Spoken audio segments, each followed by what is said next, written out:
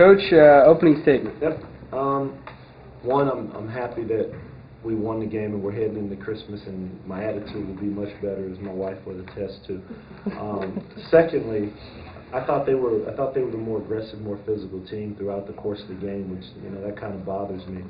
And then of course we didn't do a good job on the free throw line. So those are some things that we've got to take care of. We've got to do a better job being able to defend smaller guards. It's the second time you look at Mississippi Valley State, we struggled guarding smaller guards. But give credit to them. I thought they came in, I thought they competed, but more importantly, I thought as the game went on, they continued to find a way to stay in, and they competed throughout the game. Now, conversely, the same can be said for our team. Even though I didn't think we played particularly well down the stretch, we were able to, when they tied the game up, we were able to get the lead again and to extend it and just sort of find a way to win it and to close it out. But there are some areas that we've got to tighten up, especially when we get back in late game situations, and learn how to close out basketball games. Coach, for a second consecutive game, your team shot over 50%.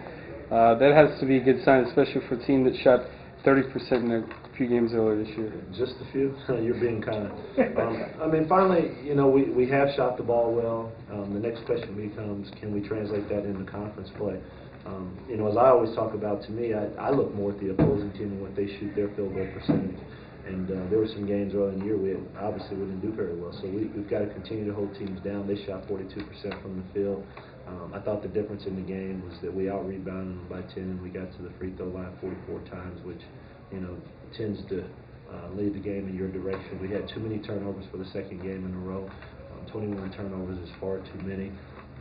But we're 7-6 at this point, and it's the first time since 1994 that we've been had a record of over 500 headed in the conference play. So, there are some positive things that did come out of this game, I should say, and then certainly there's more things that we need to do to get better and to improve in conference play.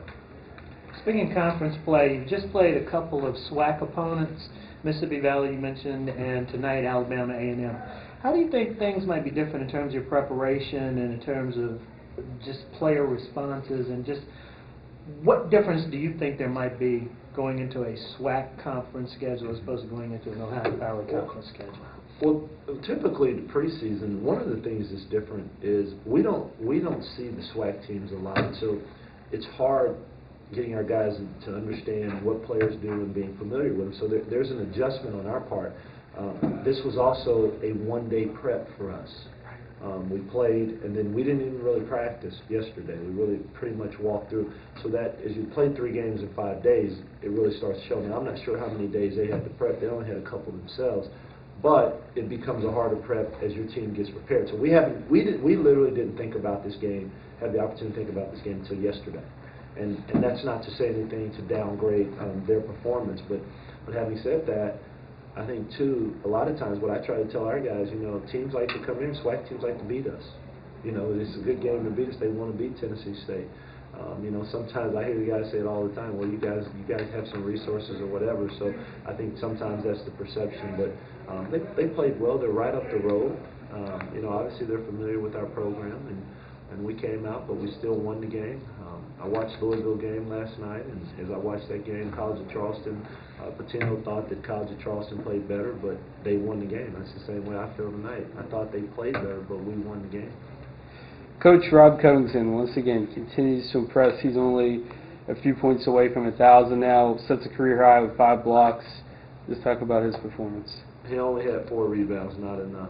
Just joking. I've gotten spoiled with Rob and his rebounds, and he had 18 and 4, and he actually started off the game very slow tonight. I thought Pat played pretty well. He just struggled from the free throw line. We still, we got to cut down on our turnovers. Rob had 3, Pat had 2, and Will had 5. And we've got to get that 10 down from those 3 guys, because that's too many. Even though they handle the ball more, if we can cut that in half, it takes you 5 turnovers down. It's a much more manageable number. But he stepped up, and I don't even know how close he is to 1,000 points. But what I do know is there's going to be a point at the end of the season next year when he's going to be gone, and I'm going to be a little bit miserable when losing him. It's hard to replace a player like him. It's hard to replace a person like him. My daughter likes Rob Covington, so I'll have to answer that question when Rob's gone. Quick question. As a long time, I grew up on campus, and I've seen the basketball program go through a lot of changes. Recently, it seems like there's almost a new team in the spring because of player personnel changes. You get people who become eligible at the end of finals in December, and then you almost have a new squad in January. That isn't the case this year. Do you see that as a plus, or do you have a comment on it? Well, you know, I mean, I think it's a plus because I think there will be some continuity. But to a certain degree, we will have people. Kenny Moore will be coming back after Christmas here. Okay. So we're back into it. We haven't had him for a month.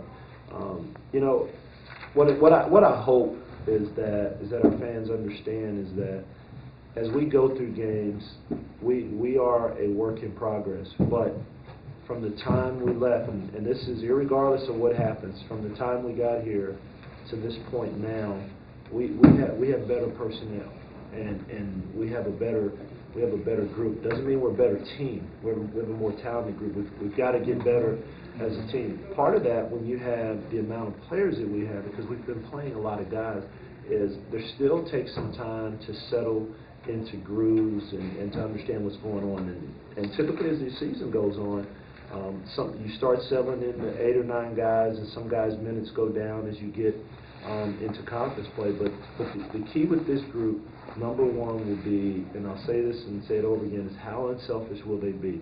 I don't know yet. I don't know. I don't see that this is just the most unselfish group yet. I don't see that. When I see that, then I'll really be happy. And then the second thing is, do they understand the importance, and do they have an eye for keeping their eye focused, keeping themselves focused on how to go about games? Because I don't care about the looks of it and the quality points and all that. What I do care about is, as we go through, and if we can finish games the appropriate way, if we understand time situations within games, even though we may win by 20, those things help you in the games when they're going to be tight. And at the end of the season, you know, if this group has a successful season, I think we'll have some people around here that will be very happy. It's early. We've made one benchmark. We're over 500 going into Christmas break. And now we go into the next stage. And as we start every year, the goal is to win the OVC championship. So that's what we start playing for. And the only way you can do that is by playing one game at a time. That's it. It doesn't matter. Everyone talks about Murray State, and they're obviously really good. But it doesn't matter what Murray State does.